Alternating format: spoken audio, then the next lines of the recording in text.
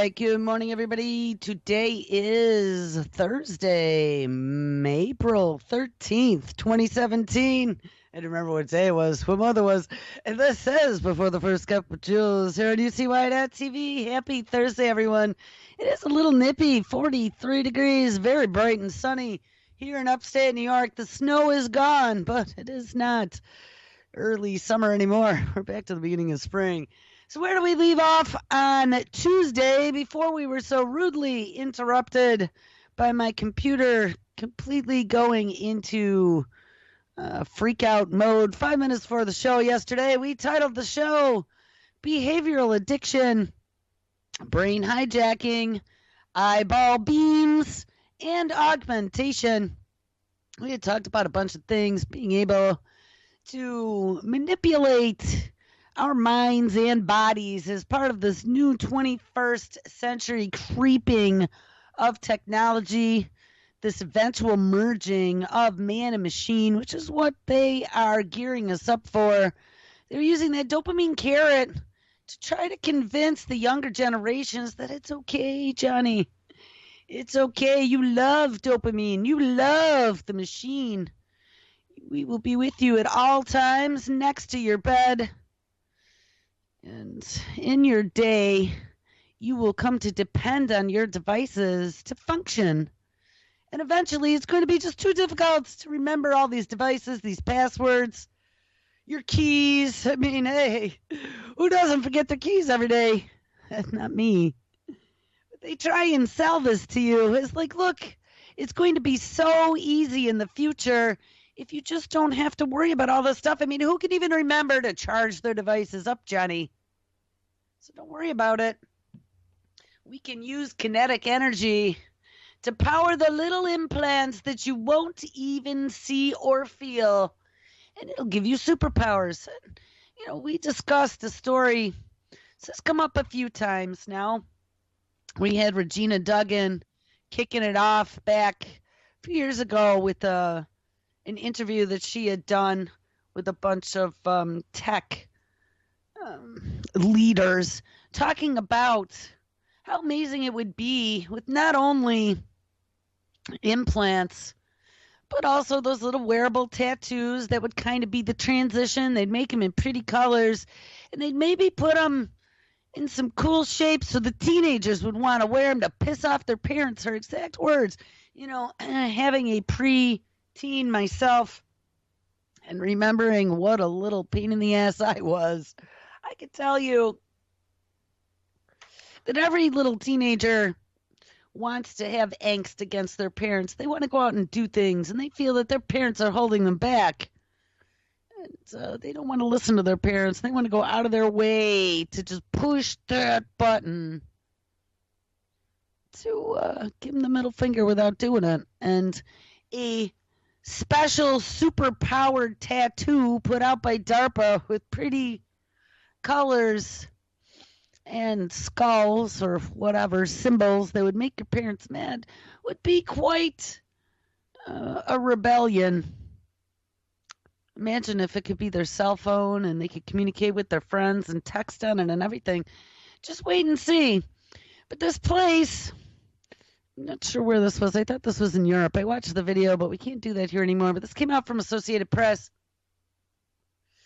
Cyborgs at work, employees getting implanted with microchips.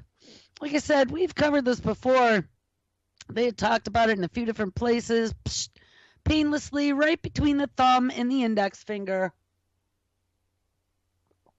The syringe slides between the thumb and the index finger.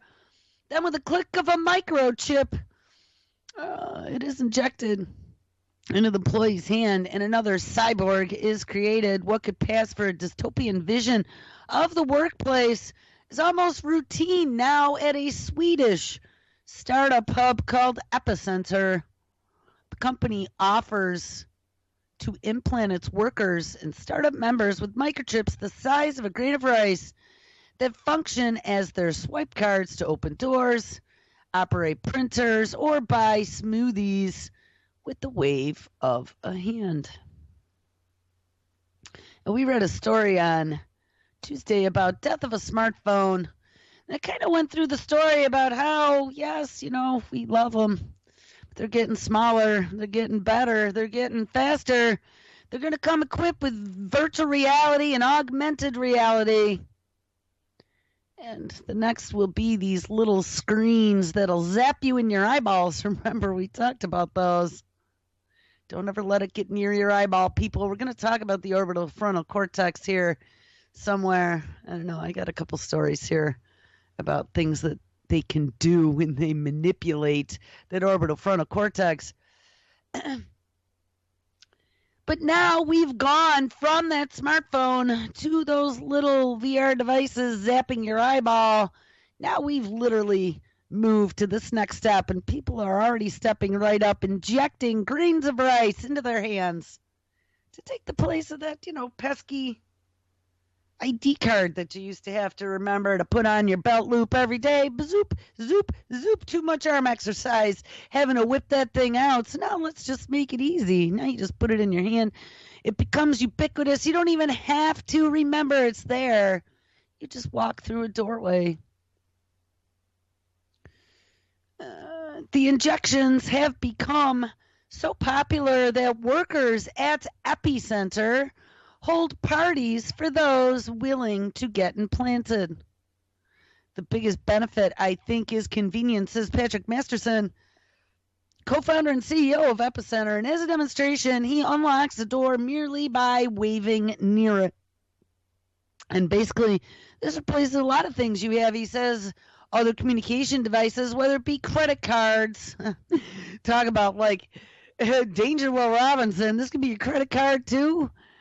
And your keys. And eventually, remember, with smart homes and smart cars and self-driving cars and whatever, you're not going to need any of those devices that were your security devices before. Now it is just going to be your body as that token, as Regina Duggan talked about. But she was doing swallowables. This is just an injectable.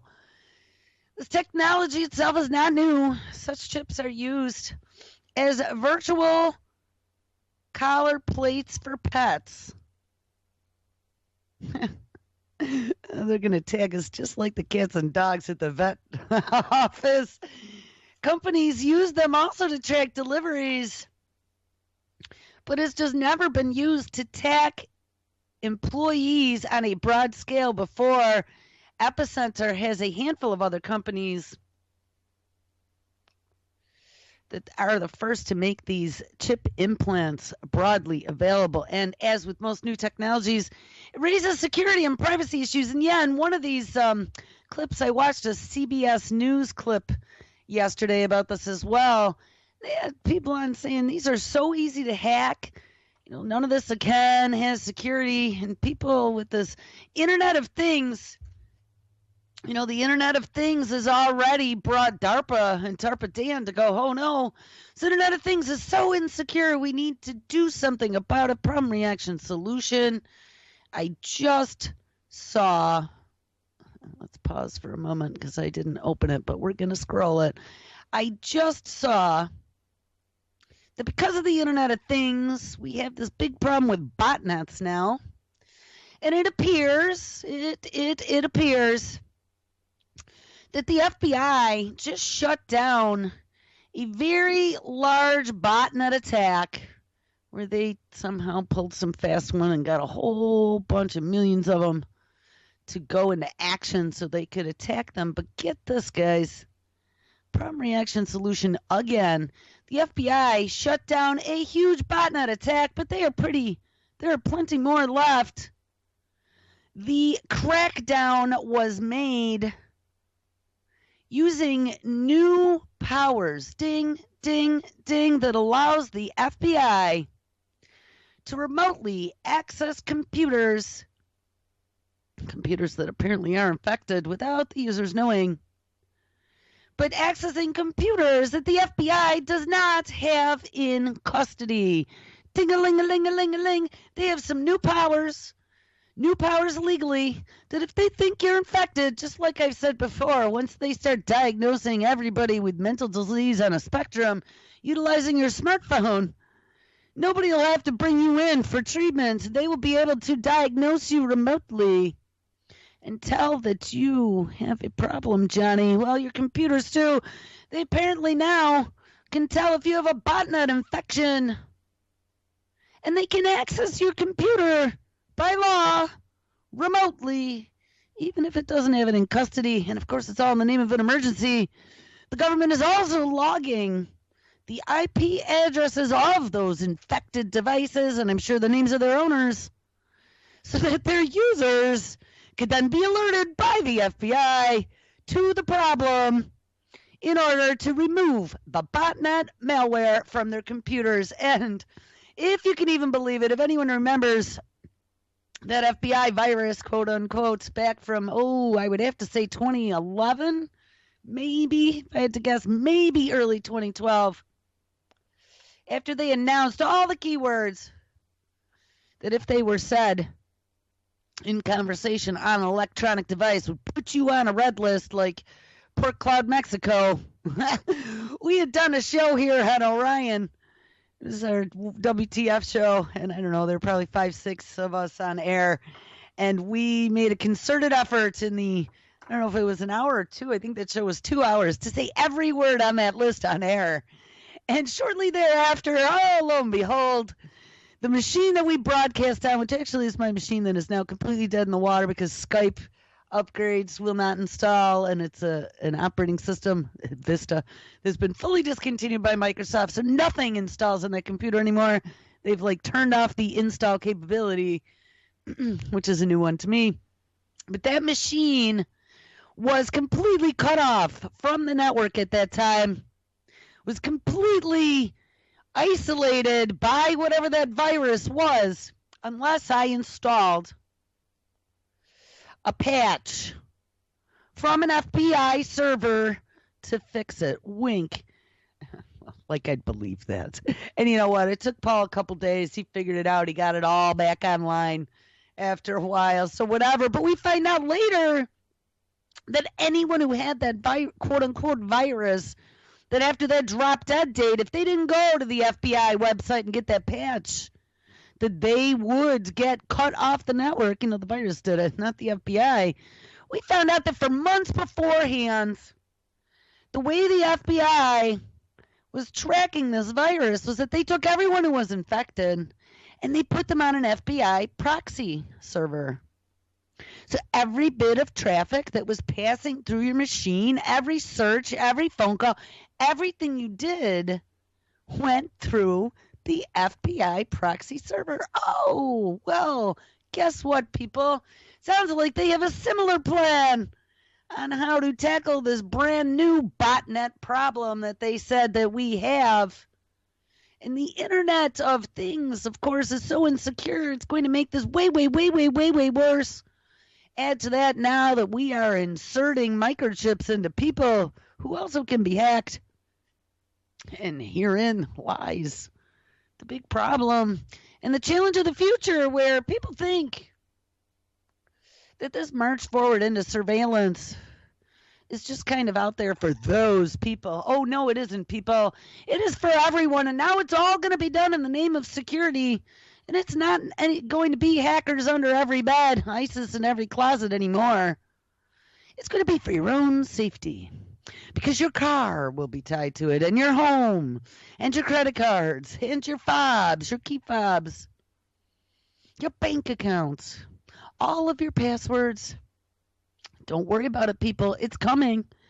This army of weaponized computers, which were utilized to launch this botnet worldwide, had been running, and this is the one in particular they just took down, since 2010, and at times numbered as many as 100,000 devices at a crack.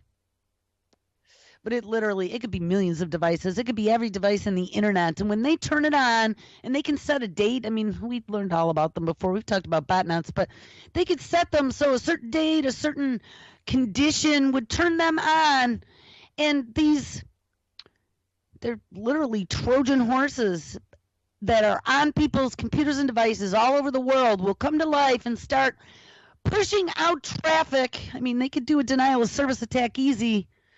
Pushing out noise, pushing out pings, pushing out requests, GET requests to go to a website let's say, and as all that traffic at once starts going bing, bing, bing, bing, bing, bing, bing, bing, bing, bing, bing, bing, bing, bing, bing, bing, against one IP address, it shuts it down. It cuts it off the internet because no traffic can get in because it gets flooded with requests. Well, that's how you could take down a website easily. That's how you could take down, think about it, an IP surveillance camera or somebody's key fob in their hand. If it's got an address, you could take it down that way. So, in all honesty, botnets are very dangerous.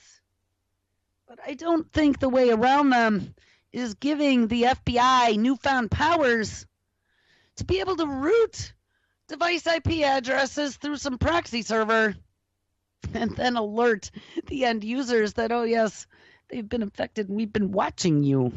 Because that's just another easy way that they can manufacture things and do complete blanket, unwarranted surveillance for any particular reason. Oh, whoops, got a botnet attack. Got to take this 100,000 devices and monitor them endlessly till we get it under control. I mean, this to me sounds like somebody is feeding us a little line of bull here, but believe it, people, because it was in MIT Technology Review. That's what they're telling you anyway.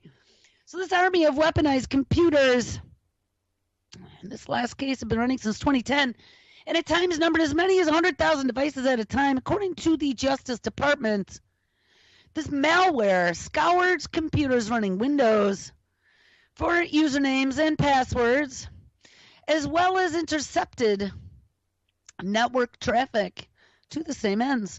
It leveraged those details and its presence on devices to provide a platform from which they sent spam. So they must have used spam email bombs and performed ransomware attacks, like what happened to me a couple weeks ago on my one tab when we went to Wired Magazine. You got a virus, you can't close anything, and your computer is now locked. Call us and pay us $1 million or you lose all your data. And the service that had been running had even been hired out to other cyber criminals.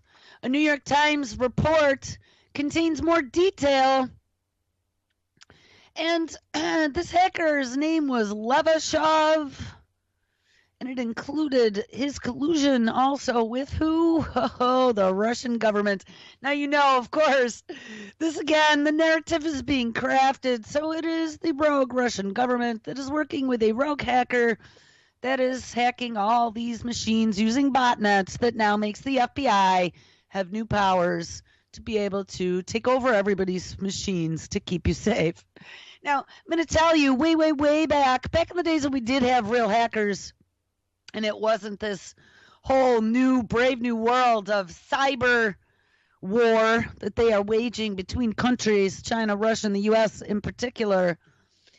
We did have hackers out there from the former Eastern Soviet bloc. We used to find them from a lot of those different former Soviet countries. I mean, I would stay away from anything that had like an RU extension on the website, or an HU, Hungary, some of those other places. I mean, it's possible, but they were way ahead of the curve with hacking.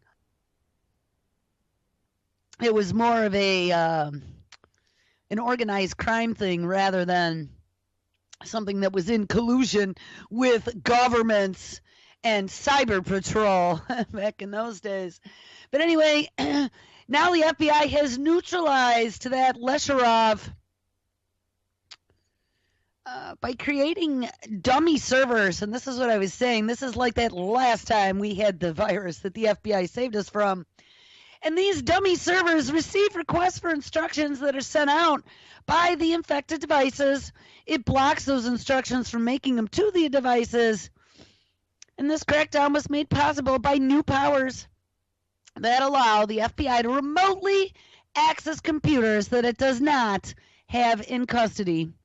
This government, the FBI, is also logging the IP addresses of all the infected devices so that their users can be alerted to the problem wink, in order to remove the botnet malware from their computers. It is a significant piece of work on part of the FBI, so they got a pat on the back and a pat on the butt, in a clear signal that the U.S. government is cracking down on one of the most pernicious cyber threats of the day.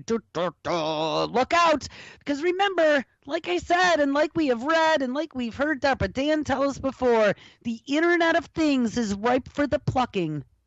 There is no security anywhere. And even the internet itself was never designed with the security in the beginning, but I'm almost thinking maybe DARPA designed it that way. I don't know, it just kind of spun out that way. But now we have Mayhem all secure. That was that DARPA-funded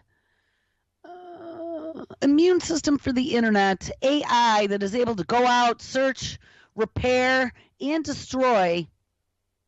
So now you don't have to worry about having malware software or antivirus. Once this thing is out, they've been using it to scan software of the iOS that runs on all the big routers that run the backbone of the internet to find vulnerabilities. And now they're going to put it for hire, $29.95. We'll scan your perimeter on a monthly basis. Every computer, another $8 for a license. I don't know. I'm just making up numbers, but see how this could work. We'll run it from the cloud. We'll let it go on the internet. So it'll be out there and ubiquitous forever. And it'll be a cyber century. And that is what's happening here, people. This is the beginnings of Skynet, but there's a bunch of Skynets all being born all at the very same time. And given autonomy that doesn't require human input, human oversight, says this is just one of many botnets in use around the world, some of which commandeer millions of devices at a time. And this threat looks set to get way worse, ding, ding, ding, ding, before it gets better.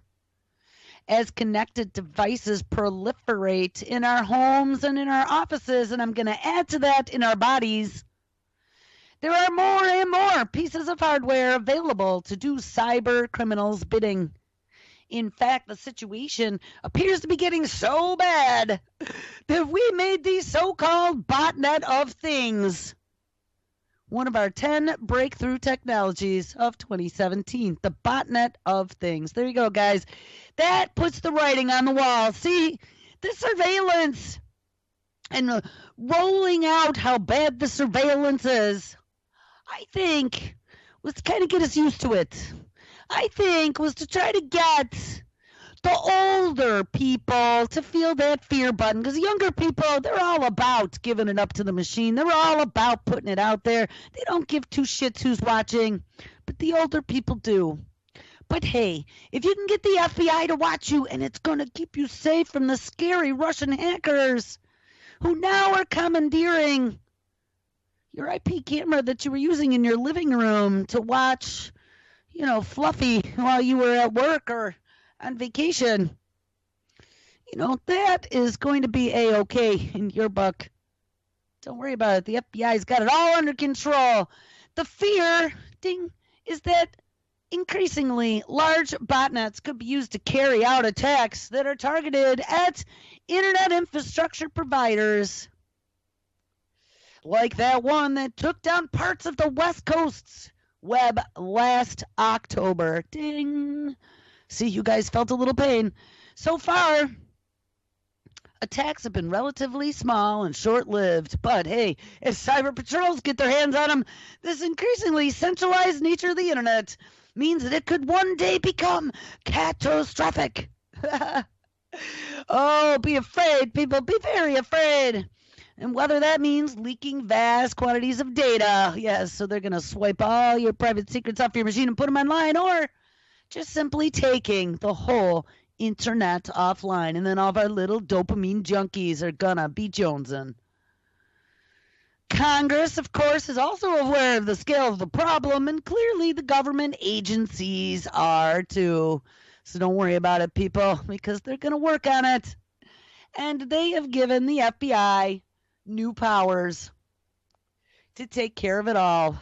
So November 29th, 2016, conveniently enough, just a few months before this big attack happened, Congress expanded government hacking powers. Privacy advocates and legal scholars are worried about the consequences of making it easier for investigators to obtain warrants for devices they don't have in custody. Well, the FBI got a lot more authority to hack into computers during criminal investigations, whether or not you're considered a criminal. And investigations can already get a warrant to remotely access information on the device of the suspect in a criminal case. But the warrant has to come from a judge located in the same district as the target device. Well, if the agents don't know the location or they guess it wrong, which can happen if the suspects are using, those scary tools that anonymize you like Tor, they could get the evidence thrown out. So I guess Tor isn't going to be a protection anymore, because that's happened in a number of cases stemming from a 2014 investigation into hundreds of individuals that, of course, were peddling child porn. And yes, it's the child pornographers who are hacking your machines. People, be afraid. Be very afraid. But under new rules that took effect in November, a federal judge is now able to issue a warrant to remotely access, search, seize, or copy data from a computer outside of the district if the computer's location has been, quote, concealed by technological means, unquote. Ding, ding, a ding. Guys, this really swept and snuck under the rug without people noticing, including me. We missed this one. So a similar rule change will also make it easier to investigate botnets. Wink, wink. So we had to, of course, come up with a botnet case to justify it. Like that one that caused a massive internet outage in California. Investigators will be able to ask a judge to issue a single warrant to remotely search computers that are in 5 or more jurisdictions and that have been, quote unquote, damaged without authorization. So we'll just go in and we'll just start taking stuff. Who knows? I mean, this is frightening. There have been a number of times. I'm going to tell you guys. And if you've listened to this show, I sound a little tinfoil hatty sometimes, but I'm really not. I can go off on my little flights of fancy looking into the future, but that doesn't mean that I'm not of sound mind and know what I'm talking about, at least from a technological perspective. I've been doing this stuff for a really long time. And there have been times that I have gone onto my editing computer in particular. I can remember a whole bunch of times. And, it's where I cut all the episodes that people pre-record for UCY. And typically, at least for the last 20 plus years that I've been tinkering on a PC for my daily work, when you open an application and you go file open, once you're in the application to go open a file, it typically will go back to the last directory that you were referencing. And then you go, oh yeah, there it is. Look, I'm in the main directory I was pulling all my MP3s from. It does it every time. Every time you go there, it goes to the last directory that you were accessing. Well, there have been quite a number of times here over the last, and this isn't even recently, this is probably over the last year, maybe year and a half. And randomly, it's not always, there have been quite a number of times where I've gone to get a file that I've pulled down to be able to edit, to get it ready for airing over the weekend, let's say, when I have the majority of them.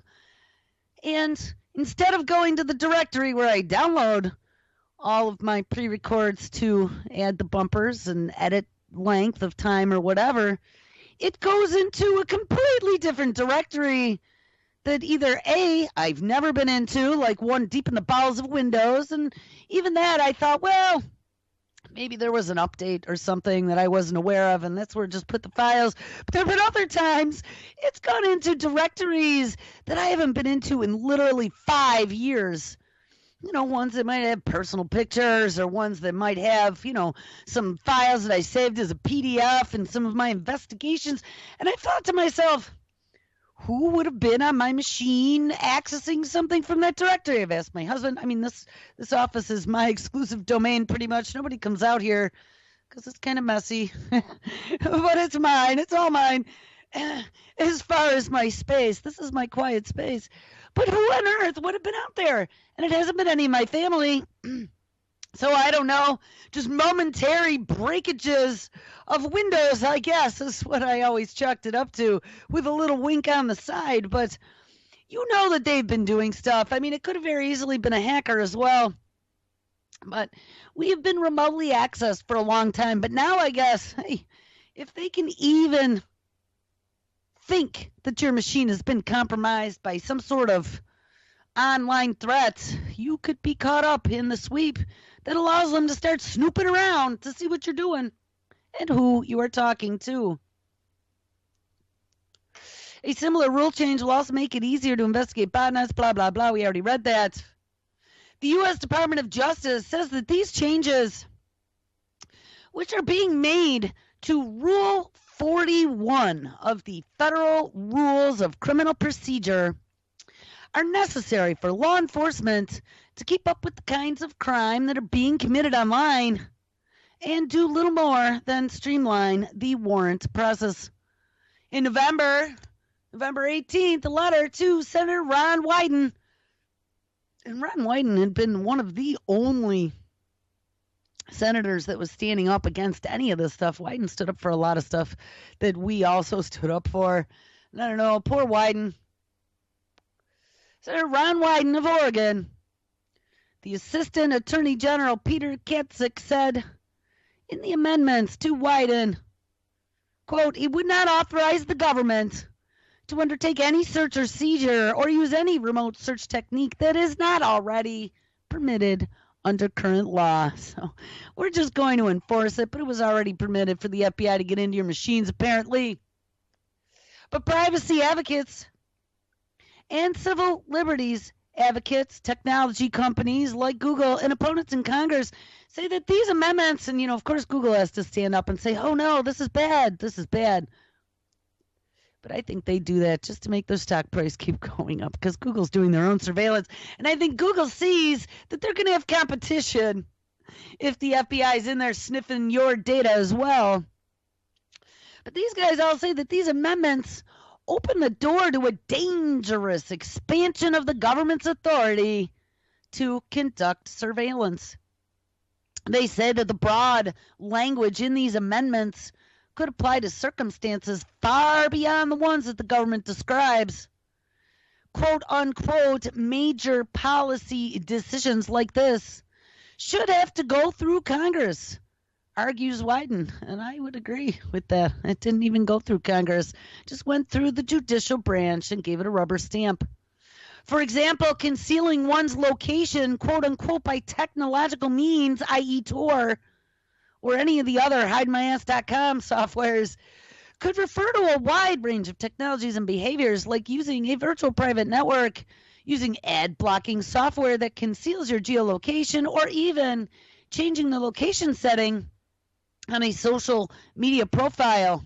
Oh, maybe that's why my Facebook profile was locked the other day, because I'm located out of, I don't even remember, some freaky country. I don't even remember the name. Well, that's messed up. So, hey, don't lie about where you live so every freak on the internet can find you. I don't know. I think it was something like Kathmandu or one of those places.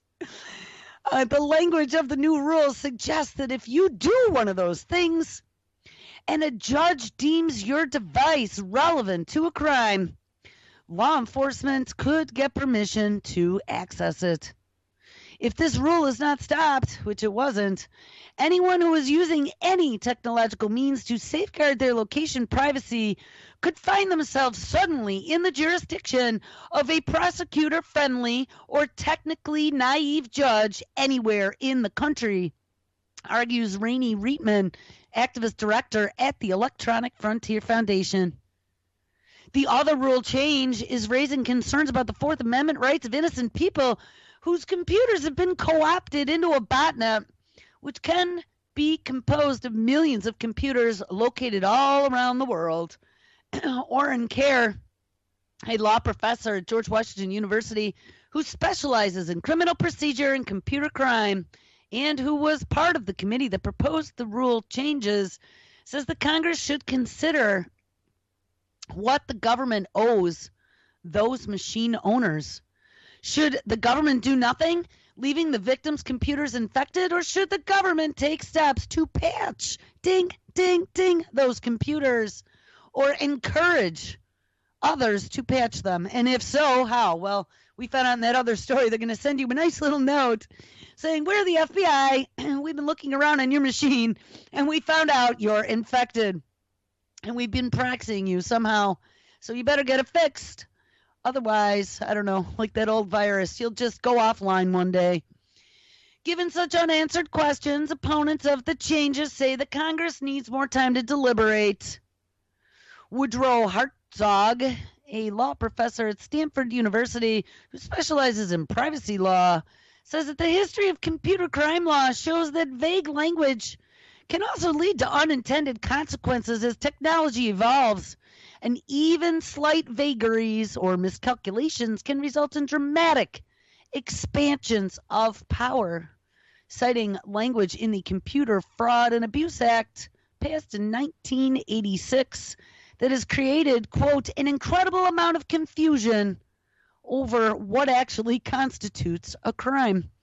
Given the states, Hartzog says the changes to Rule 41 would seem to require lots of deliberation and probably some sort of legislative correction. Well, don't worry about it, guys, because that law did get passed. That story was from November, and we just read a story then that was from this month in April, and it appears that they just got that Russian hacker using that new law.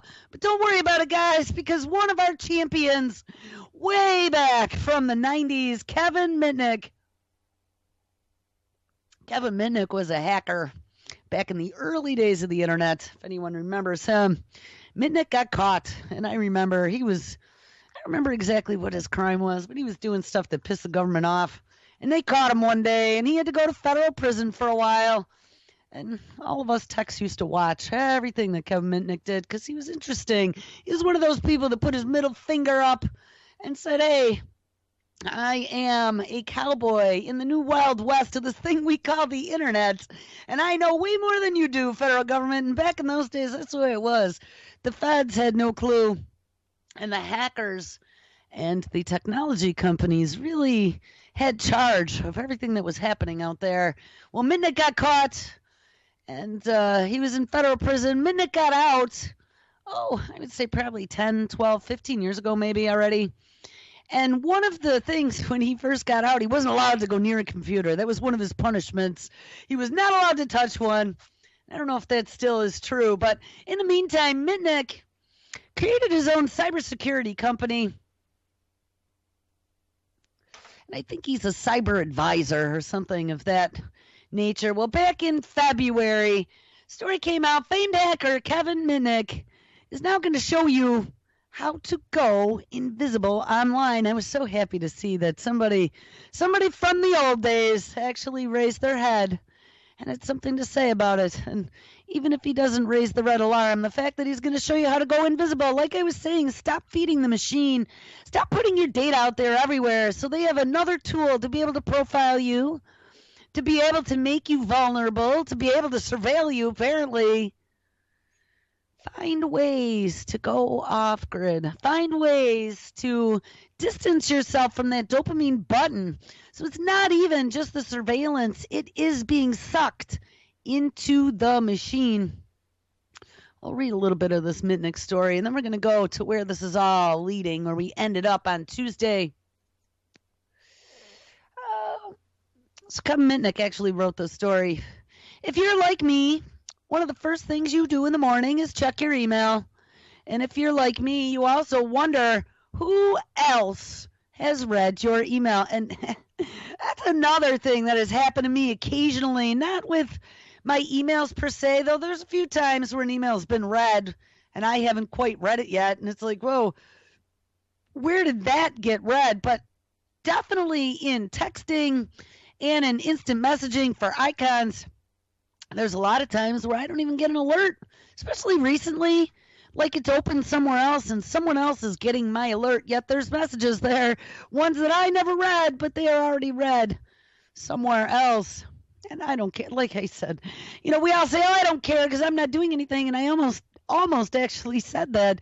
But I do care because I don't like being violated. And my right to privacy, which is a right based upon this Constitution that is being eroded in front of our eyes, is being violated. And that to me is not fair. That is not the type of world that I want my child to grow up in. One where you can't even have a thought, you can't even express yourself for what you really think and feel in a private message because somebody else will be reading it. Somebody will be archiving it somewhere to put in your dossier that is then there forever and ever. Yes, that's what it's come down to, people. That's exactly what it's come down to. So you go to get a job someday, little Johnny. You go to college someday, little Johnny. Guess what? They're going to want your login. They're going to make you log in right in front of them. And, that sounds kind of bizarro, but I'm going to tell you, I went to a school event the other night, for the incoming students of next year. And the principal gave the presentation, and he told us that. He said colleges and employers at these employee job fairs and things, it's one of the things that they want now at an interview. They want you to log into your social media accounts, and they're going to look at them. They're going to look at what you post. They're going to look at what you say to your friends, and they're going to determine whether or not you're the type of person that they want to have working for them. And not only that, we can get even a step further, getting into this giving up your biometric data, giving up your DNA swabs, and what can be done with that information as well. We hit that story about the workplace and everybody wearing Fitbits and using biometric IDs to even buy things out of the snack machines and where that data is going. And it gets even worse. But anyway, so he says, and like me, you also wonder who else has read your email. And that is not a paranoid concern. If you use any type of web-based email service such as Gmail or Outlook 365, the answer is kind of obvious, and it is frightening. And even if you delete an email the moment you read it on your computer or your mobile phone, that does not necessarily erase the content because there is still a copy of it somewhere. Webmail is cloud-based, so in order to be able to access it from any device, anywhere, at any time, you have to have redundant copies. And we've talked about the cloud. That cloud is where it's all headed, and that is the plan. If you use Gmail, for example, a copy of every single email ever sent and received through your Gmail through your Gmail account is retained on various servers worldwide at Google. This is also true if you use email systems provided by Yahoo, Apple, AT&T, Comcast, Microsoft. Even your workplace and any emails that you send can also be inspected at any time by the hosting company as well. Because, of course, all these individuals have rights, being the holders of your ubiquitous data that you agreed to when you signed up for a cloud service. And any emails that you sent can be inspected by the hosting company and allegedly, wink, this is to filter out malware, like we talked about, all about keeping you safe. But the reality is that these third parties can and do access our emails for other, more sinister and self-serving reasons. While most of us may tolerate having our email scanned for malware, perhaps some of us tolerate scanning for advertising purposes, which they do in Gmail. But the idea of third parties reading our correspondence and acting on specific contents found within specific emails is downright disturbing, and Facebook does that as well in instant messaging. If you're typing about something and all of a sudden you'll start seeing an ad, yet you were typing in a private message. I've had that happen to me. The least you can do is to make it much harder for them to do so. So the first thing you can do is to start with encryption. Most web-based email services use encryption when the email is in transit. However, when some services transmit mail between, they may not be using encryption. Thus, your message is out in the open. To become invisible, you will need to encrypt your messages. Most email encryption uses what's called asymmetrical. That means that I generate two keys. A private key stays on my device, which I never share, and then a public key that I post freely on the internet. The two keys are different, yet mathematically they are related. I don't know, do we want to really get into how deep encryption is? Picking the encryption service, both the strength of the mathematical operation and the length of the encryption key determines how easy it is for someone to crack a key without your code. Encryption algorithms in use today are public. You want that. Public algorithms have been vetted for weaknesses, meaning people have been purposefully trying to break them. And whenever one of the public algorithms becomes weak or is cracked, it is retired, and newer, stronger algorithms are used instead. The keys are under your control. And so, as you might guess, their management is very important. If you generate an encryption key, you and no one else will have the key to your stored device. The problem is, if anything ever happens where that key gets corrupted or that key gets damaged in some way, like I know people who've been encrypting their hard drives. And the thing is, if anything happens to that encryption, your hard drive could be hosed. And that would be a problem because there's no getting that data back. On top of encryption, there are other things like your metadata. And if you guys want to read this whole story, like I'm saying, it's super long. I will put this in the notes so you can catch the whole entire thing. If you really want to read about end-to-end encryption and encrypting not only your data but your voice as well, there are tools out there and plugins. Even if you encrypt your email messages, a small but information-rich part of your message is still readable by just about anyone. In defending itself from the Snowden revelations, the U.S. government stated repeatedly that it does not actually capture the content of your email, which in this case would be unreadable with a PGP encryption. Instead, the government says it only collects metadata of the email. But what is email metadata? Wait, we knew we had phone metadata. What's email metadata? What's the information in the to and from fields, as well as the IP addresses of the various servers that handle the email from the original to the recipient.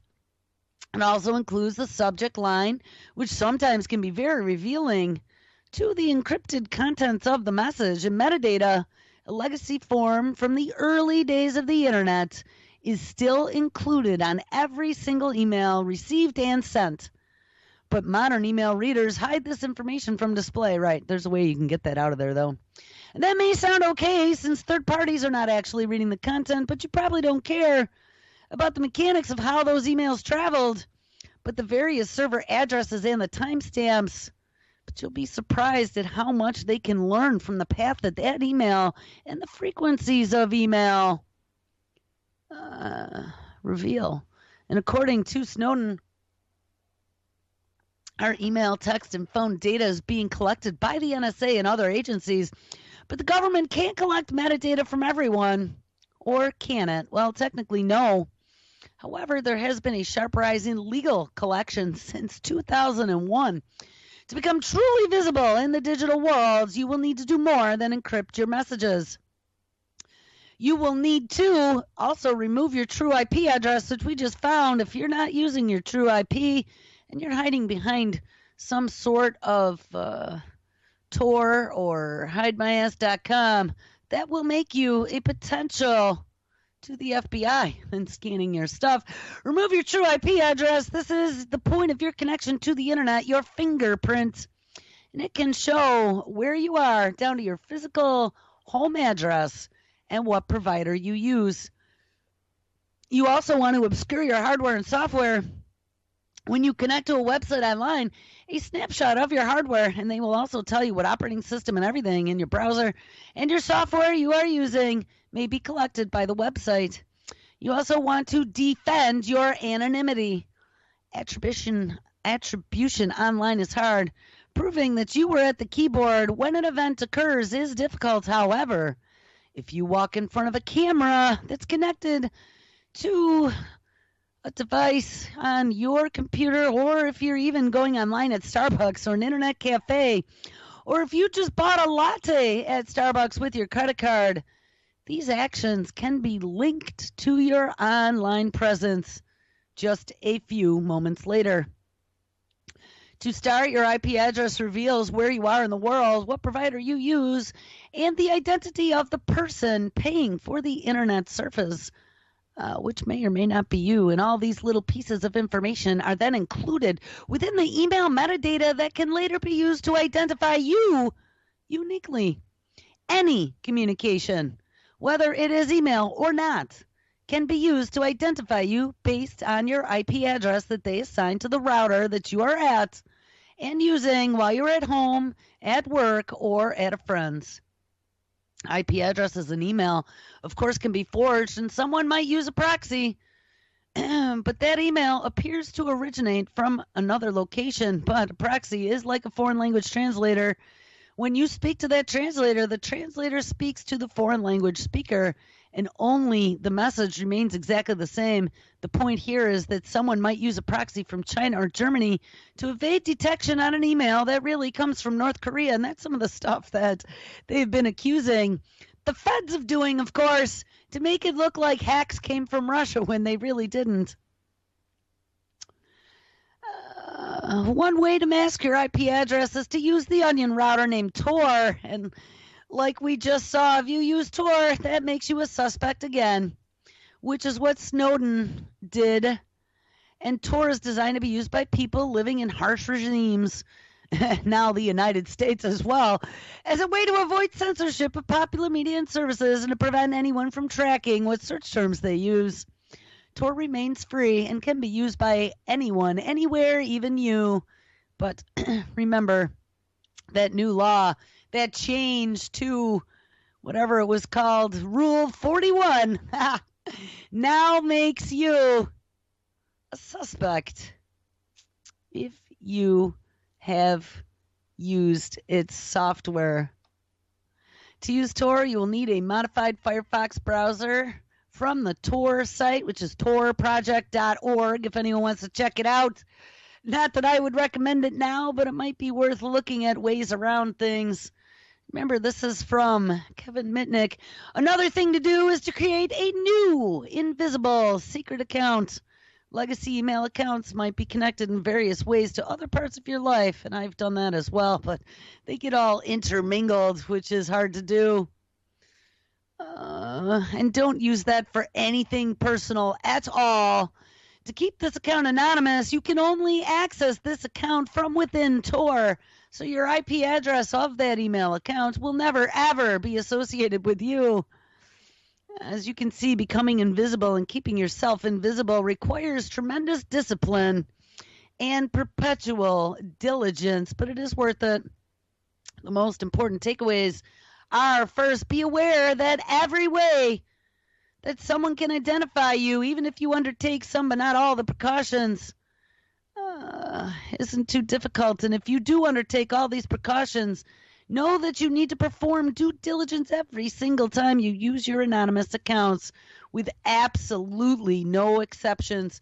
This story came from an excerpt from The Art of Invisibility. The world's most famous hacker teaches you how to be safe in the age of Big Brother and Big Data by Kevin Mitnick, 2017. So that might be one to take a look at on Amazon. And take a read if you can.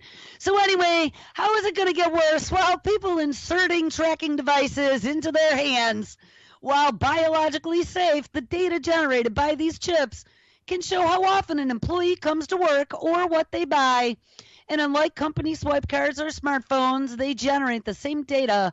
A person cannot easily separate themselves from the chip or turn it off. Putting things into your body is quite a big step, and it was even for me at first, says Mesterson, one of the people involved in this epicenter place in Sweden. But then on the other hand, people have been implanting things into their body like pacemakers and stuff to control your heart for a very long time. Yeah, we found out. Didn't some guy's pacemaker bust him for insurance fraud just recently, where he said that he had a fire and then they find out that he jumped out a window and his heart rate didn't go up or something? And they accused him of, based on his pacemaker data, of fraud and arson. Anyway, this epicenter is home to more than 100 companies and 2,000 workers. Began implanting workers in January of 2015. 150 workers now have them, and a company based in Belgium is also offering its employees such implants. And there are other isolated cases around the world where tech enthusiasts have tried this out in the last few years. So now that leads us to where we're going to kick this off tomorrow. Workplace surveillance is the new office perk. Americans are offering more and more of their personal data up at work, and it is getting much harder to opt out. Peer pressure is going to work on you. The insurance companies and the organizations you work for are going to force you through making you safe, making it cheaper, making it better, making your data more available as a convenience to you to get you on the grid so they can watch everything that happens. Good old Alice has to either input a personal code or use her fingerprint to buy stuff from the snack machine, and she is not exactly sure where that data goes or what it will be used for. They also have her colleagues wearing Fitbits. Again, data that's being sent to a third-party company by her employer as a health insurance Get Fit project. They are also having yearly blood workups, and they are saying that if you opt out of this, they're going to increase your insurance. But again, they don't know who has that data, where it's going, or even if her employer gets to see it. The idea is to choose